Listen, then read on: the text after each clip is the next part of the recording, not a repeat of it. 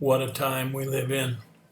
I have to do one on current events and on the significance of Afghanistan. I'm going to call this ISIS K, a reference to Islamic prophecy.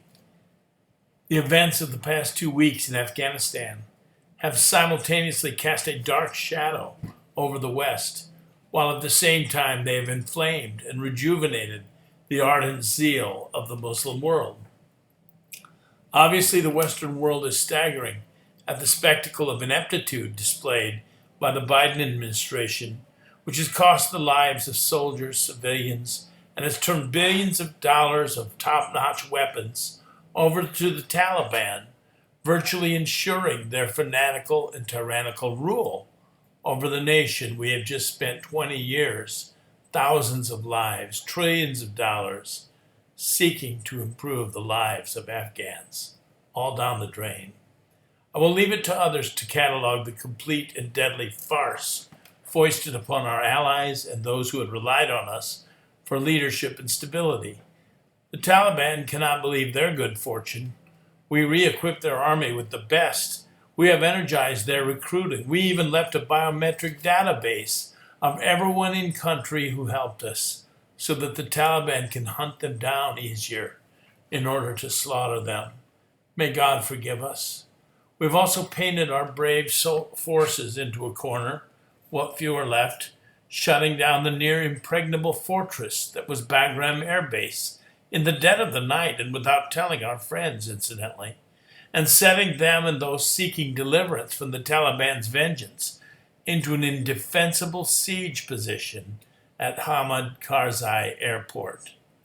In this terrible situation, our soldiers are working tirelessly and bravely, still trying to help and save as many Afghan people as possible while fending off the incursions of the various Islamic terror cells who are seizing this opportunity to strike out at us in this vulnerable and weakened position. Now, one of the groups which claimed responsibility for the latest terror attack, which killed 12 of our soldiers, hundreds of civilians in a coordinated suicide attack, is called ISIS-K. Now, we all know who ISIS is, and that under Trump they were nearly wiped out. But ISIS-K? Many are asking what the K stands for. The name is interesting, or ought to be, because it strikes a chord with much of the Islamic world's sense of end times prophecy. K stands for Khorasan. The region of Khorasan straddles part of Iran, Afghanistan, and Turkmenistan, and it's an ancient and Islamic name for that region. Now, the Christian world has an eschatology, a doctrine of how things end, and so does the Muslim world. They too believe in the end of the world and even in the second coming of Christ and the return also of the Mahdi. Their second coming of Christ is different than ours, obviously. In their version, Jesus will come back in their end times worldview, but he will defer to the Mahdi as a superior, the so-called prince of the faithful, and the two of them will make war on Christians, Jews, and all idolaters.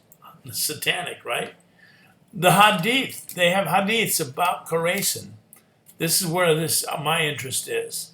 ISIS-K, ISIS of Khorasan. They have Hadiths about Khorasan, a prophecy about the sign of an army of black flags coming out of Afghanistan at the time of Imam Mahdi's return. When the army with the black flags comes out of Khorasan, then the Muslim faithful are commanded to join it.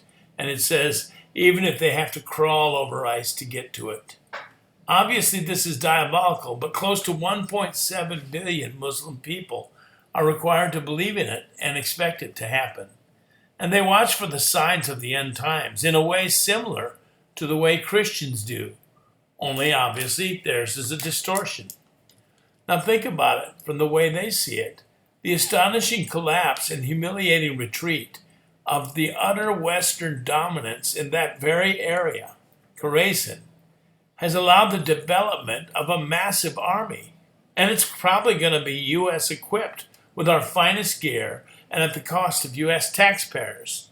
but of fanatical jihadis intent on kickstarting their version of Armageddon. Who's going to stop them? The West has left the area, and China and Russia want to work with them to their own advantages. As it says somewhere in the Bible, who is like the beast, who is able to make war with him? Now, I reject entirely the truth of any Islamic prophecy. That's not my point. The point is they don't and they believe it. Obviously, the Quran and Hadith are of the devil, but there is a prophecy in the book of Revelation and other places which just might be coming together as a result of these incredible developments. Let me quote Revelation 16, 12 through 16. The sixth angel poured out of his vial upon the great river Euphrates, and the water thereof was dried up, that the way of the kings of the east might be prepared.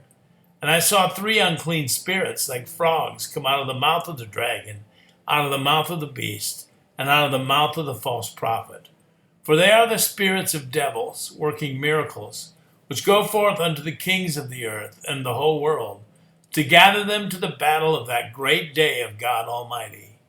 Behold, I come as a thief. Blessed is he that watches and keeps his garments, lest he walk naked and they see his shame.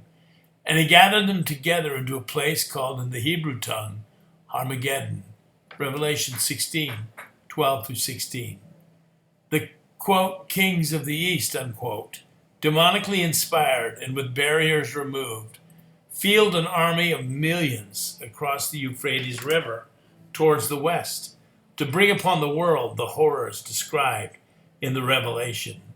I do believe that prophecy and that God gave it to us all. As a result of recent catastrophic events, Muslims believe their prophecies coming near, and Christians can see our prophecy being fulfilled if they have eyes to see. Obviously, there's going to be a clash sooner or later.